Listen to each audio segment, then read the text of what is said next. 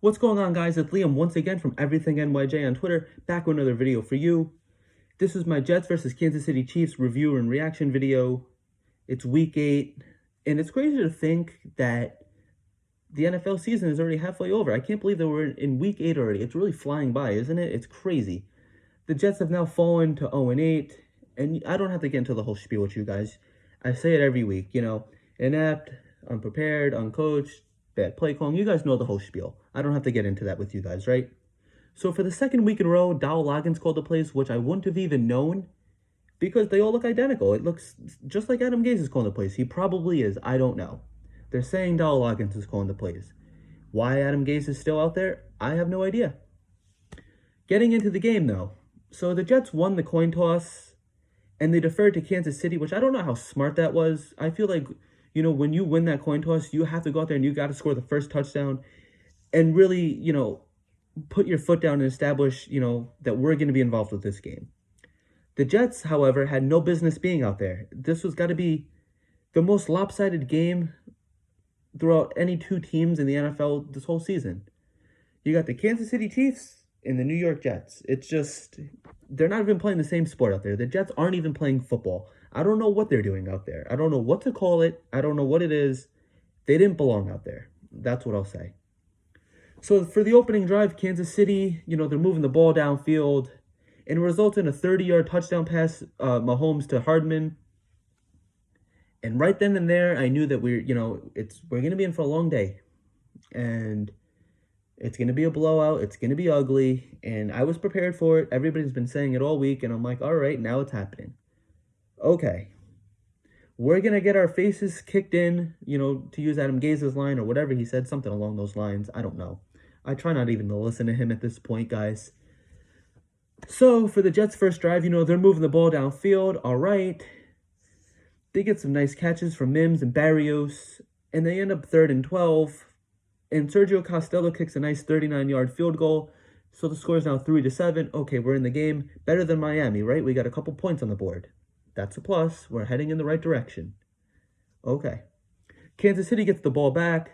They get stopped on 3rd and 6, and they're going to punt. And the announcer says it's going to be a fake. And sure enough, it's a fake. And, it's a pass to Pringle for a first down. And it's just Kansas City saying that you guys don't belong out here with us. And, all right, you guys got lucky. It's not going to happen again. You guys sit down. This is our game, right? That's exactly what it was. They just spit in our face. That's all it was.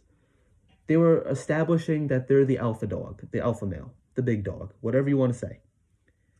They're just showing us that the Jets don't belong out there with them, which everybody knows. So that drive resulted in a 36-yard touchdown pass to Tyreek Hill. Tyreek Hill had a game.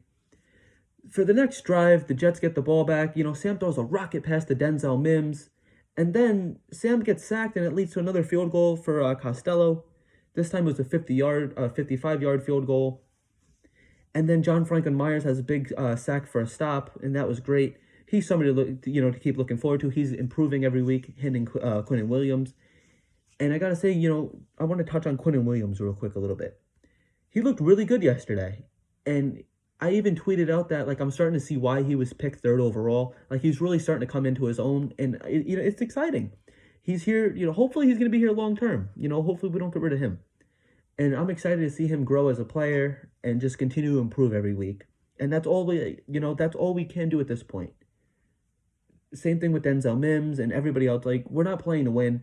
We're just trying to see, who's going to be here, who do we have, and what holes do we have, who do we need to address in the draft, and that kind of stuff. So it's nice to see that we have a couple playmakers within our rookies and our young players, right? So then the Jets get the ball back, and we had some nice catches from Smith and Perine, and, we come up 3rd and 9, and then screen pass to Perine, because that's all we know. We only know screen passes, right? That's our only play in the playbook, that and dives. So we get stopped short, which sets up a 48-yard field goal for Costello, and that's all that's all we did. That's all the points we scored. Middle of the second quarter, we just stopped playing football. We say, okay, we played our game for the day, and here's the game, take it. That's all we do. So Travis Kelce scores a touchdown, and then seconds before halftime, clock's winding down, We're going for another field goal, and it was blocked by Hardman. And I'm like, oh my God, it's so embarrassing. Oh, it's like, can't make this stuff up, man. Really can't. I wasn't expecting that. I really wasn't. But that's what bad teams do. They get blocked, right? So getting into the game a little bit more, there's really not much else to talk about. Herndon fumbled. He's been nothing but a complete liability out there. Get him off of my screen. Get him off of my team. I don't want to see him on my TV.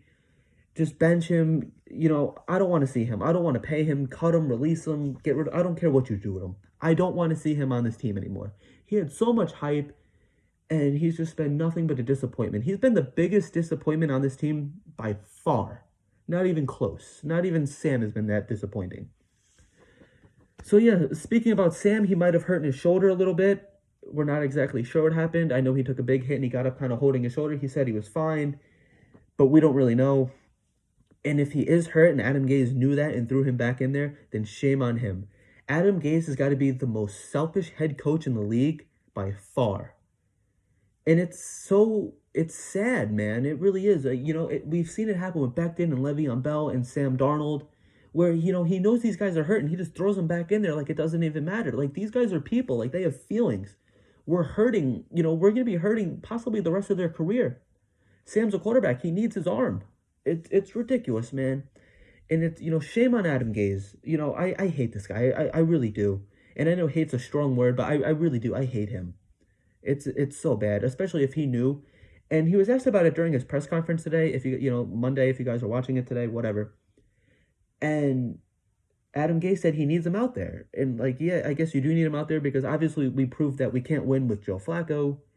Sam Darnold does make us, I guess, look best, if that's the best way to put it. I'm not even exactly sure if that's the best terminology to use. But Sam's our franchise quarterback, but we can't risk him getting injured, man. That's just, it's inexcusable at that point. So getting into the stats a little bit, Sam Darnold was 18 for 30. He had 130 yards, no touchdowns, and the big one, no interceptions. It's almost like a celebration when Sam has no interceptions. Frank Gore had 10 carries for 30 yards. Lamicah Pirine had 8 carries for 27 yards. And I really want to start seeing Pirine be that starter and get more carries than Frank Gore. There's no reason that Frank Gore should be getting any more than 5 carries per game, I'd say. Ty Johnson had 3 carries for 15 yards, which I'm fine with. Nobody even knew who this guy was when we brought him in. He's doing what he came here to do, right? He's doing his job. He gets a couple carries a game, and he looks pretty good. I must say, he looks pretty good. He's not horrible. Denzel Mims had 2 receptions for 42 yards. I want to see more of Denzel Mims. Like I said last week, I'm glad that he's getting some PT, but we definitely need to start seeing some more out of him. Just incorporate him more. He's a building block. He's going to be here, hopefully, long term. Braxton Berrios was a nice complimentary piece. He had 8 receptions for 34 yards, And, he's doing his job. He could prove that, he's serviceable. And I have no problems with Braxton Berrios. He's fine. Kansas City, Patrick Mahomes was 31 for 42. He had 416 yards, 5 touchdowns, and no interceptions. It was Mahomes being Mahomes. And he's proving why he's the Super Bowl MVP. He's literally carrying the team on his back, as we saw during the game. And they're embarrassing us. They're having fun at our expense, and there's nothing that we can do about it. Chad Henne came in. He was 3 for 4 for 17 yards. And that's another thing I'm starting to get really embarrassed by. It's so embarrassing when these teams are pulling their starting quarterbacks because they're just blowing us out. We saw it with Indianapolis and we saw it with Miami most recently when Tua got the starting job over Fitz late in the game. And it's just it's so embarrassing. These games are supposed to be they're supposed to matter. They're supposed to count. You're supposed to be putting your best players in there, not taking them out because we're just that bad. It's ridiculous, man. Travis Kelce had 8 receptions for 109 yards. Tyreek Hill had 4 receptions for 98 yards. And Le'Veon Bell had 6 carries for 7 yards, 3 receptions for 31 yards. He didn't exactly light the world on fire. And I know everybody really wanted to see him come here and then just run down our throats. And that didn't really happen at all. So a lot of people are saying, hey, maybe it was the right decision to move on from him. Maybe he is washed up. I don't know. I like Le'Veon Bell. I'll always love him. I'm always going to be thankful for what he did for us. He was always a great piece for us. And I wish him nothing but the best. And I want to touch a little bit after the game. Obviously, Avery Williamson was traded. I'm going to talk more about that during the Everything NYJ podcast coming Wednesday. The trade deadline is Tuesday, November 3rd. So I'm sure that we're going to be moving on for some, getting rid of some guys. I don't know, man. I don't really see who's going to be here. We're just trading everybody away at this point. So that's going to wrap it up. Definitely tune in Wednesday for the Everything NYJ podcast. I have a lot to talk about, including the trade deadline and everything else, a couple more topics. So definitely something to look forward to.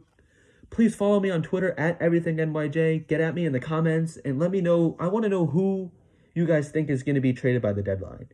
Let me know who you guys think. Obviously, the trade deadline is Tuesday night. Exciting times. Not exciting times to be a Jets fan, but exciting times in the NFL. I'm interested to see, who's going to be going where and all that kind of stuff. So definitely, I'm going to be putting out a lot of content. Definitely watch, follow my Twitter and everything because I'm Everything NYJ. As soon as news breaks, I'm going to be posting it there. So guys, please, subscribe to the channel. It really means a lot to me. And yeah, like, share, subscribe, all that stuff. Follow me on Twitter. I got all that out of the way. Thank you guys very much. I really appreciate it. And enjoy the rest of your nights. I am boycotting saying go Jets, so I will not be saying that from this point on. Enjoy your night. Thank you.